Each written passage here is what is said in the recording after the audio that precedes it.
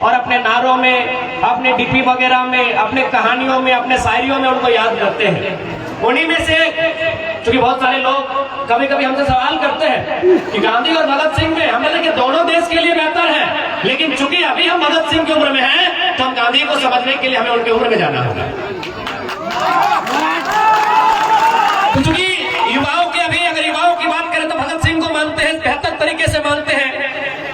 चूंकि आज आजादी का जश्न मनाया जा रहा है, स्वाभाविक बात है, अच्छी बात है, लेकिन आज भी ये आजादी कहीं ना कहीं विचारणीय है कि जिस आजादी की कल्पना हमारे देश के, हमारे राष्ट्र के क्रांति पुरुष करते थे, क्या वो आजादी हमने पाई है? तो भगत सिंह ने कथन कहा था कि आजादी तो हम अंग्रेजों से छीन लेंगे, उठा के, पटक के, मार के, भगा के आजादी हम अंग्रेजों से छीन लेंगे, पर क्या ये आजादी गांव, गरीब, किसान, खेत खलिहान, मजदूर तक जाएगी या फिर गोरों से आजादी मिल जाएगी और भारत के गोरों लोगों के पास आजादी रह जाएगी, यानी चंद मुट्ठी भर अमीर लोगों के पास।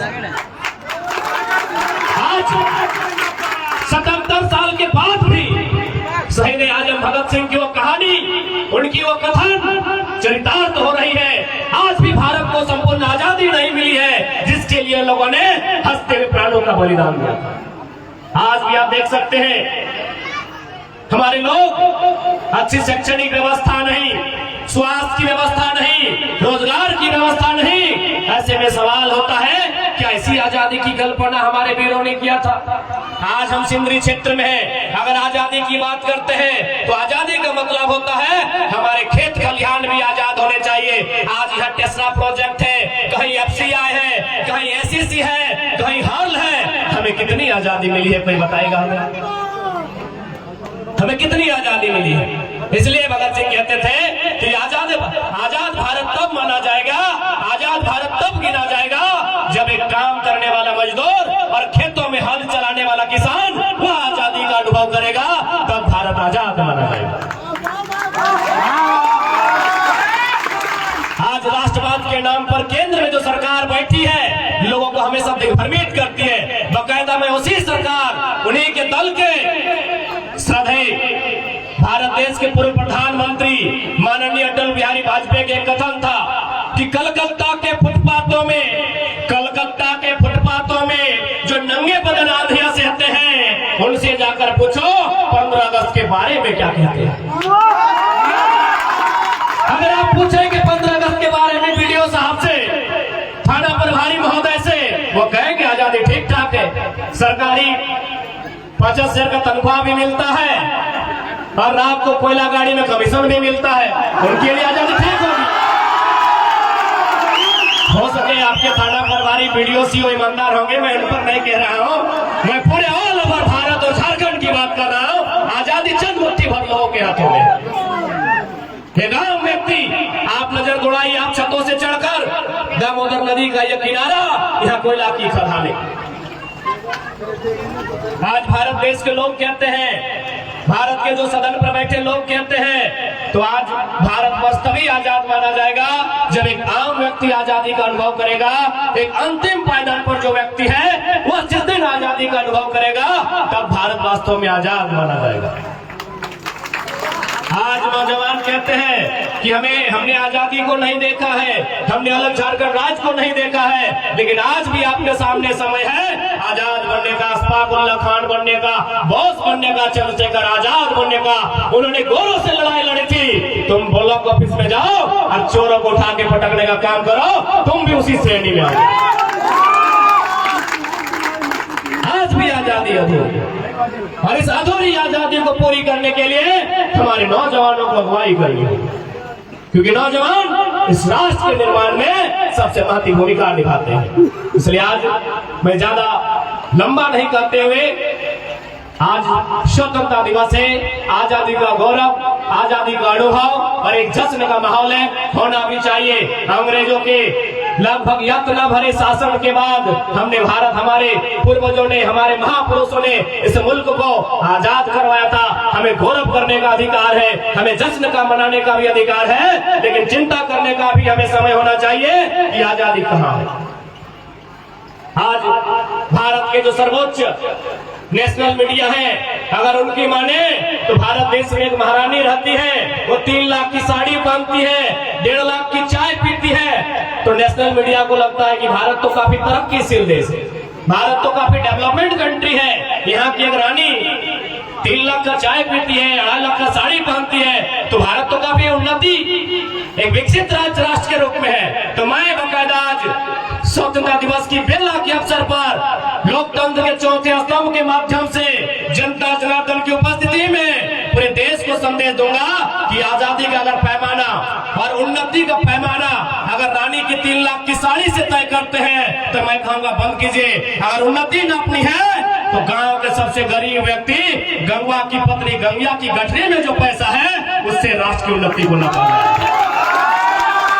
अडानी मैडम और अंबानी मैडम की 3 लाख की साड़ी से राष्ट्र की उन्नति नहीं नापा जाए।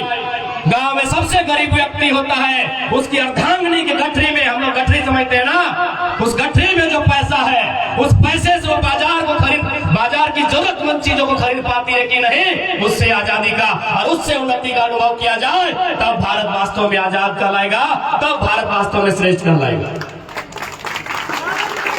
इसलिए आज इस युवा पीढ़ी का कर्तव्य बनता है, आज आप नौजवान हैं, आप जिस उम्मीद के साथ जिस जुनून के साथ आपने फुटबॉल में प्रदर्शन किया है, इसी उम्मीद के साथ इसी जुनून के साथ जीवन का जो भी मोड़ आएगा वहां आपको प्रदर्शन करना है और अपने राष्ट्र के निर्माण के लिए, अपने राज्य की भलाई के लिए और अपने बेहतरी के लिए आपको संकल्प होकर आगे बढ़ना होगा। चूंकि बात फुटबॉल के मैदान की है, आज बहुत सारे लोग हो सके खेल को लेकर नकारात्मक टिप्पणियां करते होंगे, तो उन लोगों से कहिएगा कि आप भारत के महान संत विवेकानंद से महान नहीं है। भारत के महान संत हुआ करते थे स्वामी विवेकानंद, उन्होंने एक लाइन कहा था, क्योंकि जब विवेकानंद का टाइम था तो भारत देश अंग्रेजों का गुलाम था, तो उन्होंने एक लाइन कहा था विवेकानंद ने कि भारत के युवाओं तुम्हें फुटबॉल खेलना चाहिए। क्यों कहा था ऐसा? अभी इतने फुटबॉल खिलाड़ी आप सामने बैठे हैं, फुटबॉल इसलिए खेलने का कहा था विवेकानंद ने क्योंकि भारत देश में जात पात, भारत देश में मजहब, भारत देश में धर्म, भारत देश में अलग भाषा, यानी लोगों को जोड़ने का कोई साधन नहीं था। इसलिए उन्होंने कहा था भारत के युवाओं तुम्हें फुटबॉल खेलना चाहिए। अब कहेंगे कैसे? आप कभी भी फुटबॉल, चुके हो सके अभी 15 को जर्सी पहनते हैं, लेकिन याद कीजिए हमारे पास 9 ही को जर्सी है। उतर गए 9 खिलाड़ी मैदान में, 11 खिलाड़ी मैदान में उतर गए, 12वां खिलाड़ी जब हम चेंज करते हैं तो क्या करते हैं? वो सेंटो गंजी में तो नहीं आता है, यानी जो खिलाड़ी चेंज होता है वो अपनी जर्सी उसे उतार कर देता है ना। आप देखिए उस जर्सी में कितना बदबू देता है, आप लोग थोड़ा सेंड मार के देख लीजिए उस जर्सी में कितना बदबू देता है, इसको अनुभव कीजिए। एक तो आप आधा घंटा खेले हैं, पसीना से भीगे हैं, ऊपर से ग्राउंड में कितना बार कीचड़ से मिट्टी से आप लटपटाए हैं, उसका कोई हिसाब नहीं है। लेकिन वो खिलाड़ी जो 12वां खिलाड़ी के रूप में आता है, साहस आपकी जर्सी को स्वीकार करता है, उसे बदबू का एक छटाक अनुभव नहीं होता है। बकायदा आप घर जाइए, अपना बढ़िया ब्रांडेड शर्ट अपना छोटा भाई को बोली पहनेगा, बोले अच्छी सेंट मारता है, 2 बार पीछेगा रेल साबुन से तब पहनेगा। आपका ब्लड है, आपसे उसका ब्लड रिलेशन है, लेकिन आपका भाई इनकार कर देगा कि नहीं हम आपका शर्ट नहीं पहनेंगे, ये 2 दिन से पीछा नहीं है। लेकिन जब खेल के मैदान में आते हैं वही खिलाड़ी आपका बदबू देने वाला टी शर्ट उतरता है और मैदान में जाता है, यानी वहां भेदभाव नहीं होता है। यही बात विवेकानंद ने कहा था कि खेल के मैदान में भेदभाव नहीं होता है, वहां जुड़ने का मौका मिलेगा। बाकी आप कहीं चले जाए, आपकी जाति अलग है, आपका धर्म अलग है, आपका मजहब अलग है, आपकी भाषा अलग है। एक बात बताइए, खेल के मैदान में आपको जरा भी लगा कभी कि हम एक दूसरे से अलग है? थोड़ा सा भी? विजेता उपजेता टीम, मैं आपसे पूछ रहा हूँ, कभी लगा एक टीम बन के खेले कि नहीं? जबकि आपकी टीम में है कि सभी एक ही कास्ट के थे? क्योंकि मैंने परिचय पूछा तो सबसे ज्यादा संथाली भाई लोग थे। तो क्या गारो के गारो संथाली भाई थे? नहीं। एक तो विश्वकर्मा भाई लोग थे, मोदक भाई लोग थे कि नहीं? यानी ग्राउंड जो होता है, स्पोर्ट जो होता है, वो भेदभाव से ऊपर होता है। इसलिए मैं सभी को संदेश देना चाहूंगा, आप पेशे से डॉक्टर बनिए, इंजीनियर बनिए, वकील बनिए, लेकिन एक स्पोर्ट्स पर्सन जरूर बनिए। आप चले जाएं, क्योंकि आप कोल फील्ड में रहते हैं, आप शहरों में रहते हैं, बहुत सारे अधिकारी आपके आसपास रहते होंगे, ऑफिसर कॉलोनी आप देखे होंगे, ऑफिसर बड़े बड़े अधिकारी आप देखे होंगे, सुबह उठ के वॉलीबॉल खेलते हैं, सुबह उठ के दौड़ते हैं। 60 साल की उम्र पार हो चुकी है, क्यों पता है? डॉक्टर ने कहा है दौड़ते रहोगे तो मर जाओगे। लेकिन एक फुटबॉल खिलाड़ी, उसको बुढ़ापा में दौड़ने की जरूरत नहीं है, जवानी में दौड़ चुका होता है। जो आज साहब है, सीएमडी रहे, जीएम है, पूरा जीवन उन्होंने पढ़ाई में बिताया है, कभी खेल में समय नहीं दिया है। इसीलिए आज 60 साल के बाद आप किसी ऑफिसर कॉलोनी में चले जाए, वो सुबह 6 बजे उठते हैं, वॉलीबॉल खेलते भी 60 साल की उम्र में। क्यों? डॉक्टर ने कहा है खेल से रहो। तो इसीलिए खेल के साथ रहो, ताकि बुढ़ापा में आपको ज्यादा नौटंकी करने की आवश्यकता नहीं पड़ेगी। साथ ही साथ खेल में स्कोप होता है। भले झारखंड की सरकार क्या कर रही है पता नहीं, हमारे चूंकि ये कोलफील्ड साइड है, ये कोलफील्ड का सेक्टर है। आज से 40-50 साल पहले, यानी 1970 का जो दौर था, 1980 का जो दौर था, हमारे गांव में एक लाइन कहते थे कि अरे छोड़ा, बुझते हैं ना आप लोग? हाँ, लड़का को छोड़ा बोला जाता है कि अरे बबुआ दुए टची तो टाका कमाए सकल है। टाका माने पैसा कमाना। आखिर हम लोग इतना जो भी कर रहे हैं, पैसा कमाना है ना भाई, अपना जीवन थोड़ा बेहतर बनाना है, अपनी लाइफ को अच्छा लेके चलना है। तो हमारे गांव देहात में एक लाइन कहा जाता था कि अरे छोवा दुए टची तो टाका कमाए सकल है, एक बार टड़िया दौड़ के न तो मटिया कोड़ के। आप लोग नहीं सुने हैं? टड़िया दौड़ के नहीं तो मटिया कोड़ के। तो भाई इसका मतलब क्या समझा देते हैं कि टड़िया दौड़ के मतलब क्या है और मटिया कोड़ के मतलब क्या है।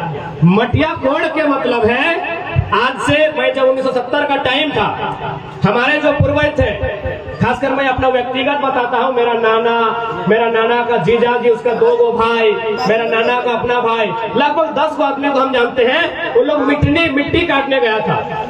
मिट्टी समझ रहे, अभी नरेगा कटवा रहा है। वो लोग मिट्टी काटने गया था, झोड़ा लेके, झोड़ा समझ रहे, गैता समझ रहे, गैता और झोड़ा लेके उन लोग मिट्टी काटने गया था। मिट्टी काटते काटते उन लोग को टाटा और बीसीसीएल में सरकारी नौकरी लगा था, इसीलिए बोला गया मटिया कोड़ के, यानी मिट्टी काटते काटते।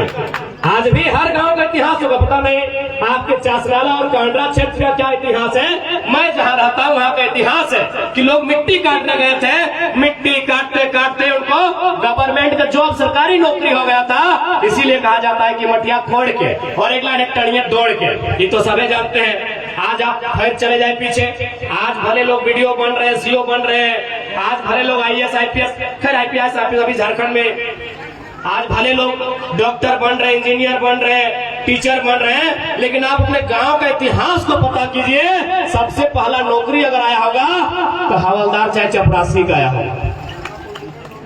आप अपने गांव को अगर किसी ने मेहनत से, बाकी कोलफील्ड में बहुत सारे लोग नौकरी लिया, लेकिन अनुकंपा में लिया, लैंड लूजर के नाम में लिया, बाप के बदले नौकरी लिया, जमीन के बदले लिया। लेकिन जो गांव में रहते हैं, अगर टैलेंट के बदौलत किसी ने नौकरी लिया था तो टड़िया दौड़ के, यानी पुलिस का नौकरी लिया था। ये हमारा इतिहास है। इसीलिए लाइन कहा जाता है कि मटिया कोड़ के नहीं तो टड़िया दौड़ के। आज भी फुटबॉल खेलने वाले आपको विशेष सुबह उठकर ज्यादा दौड़ लगाने की जरूरत नहीं है। जाहिर सी बात, इतने खिलाड़ी हैं, सीआरपीएफ बनना चाहते हैं, बीएसएफ बनना चाहते हैं, आईटीबीपी में जाना चाहते हैं, असम राइफल्स में जाना चाहते हैं, आईआरबी में जाना चाहते हैं, जिला police, Jharkhand police, JF, JMP, जहां भी जाना चाहते हैं। कैसे जाइएगा? दौड़ के ही ना, उड़ के जाइएगा। यदि यहाँ और मैक्सिमम जो यूथ होते हैं ना, जितना यूथ होते हैं, अगर उन यूथ से पूछा जाए कि तुम्हारा ड्रीम क्या है, वो कहता है कि हमको फौजी बनना है। आज भी आप किसी भी नौजवान से पूछे कि तुमको क्या बनना है,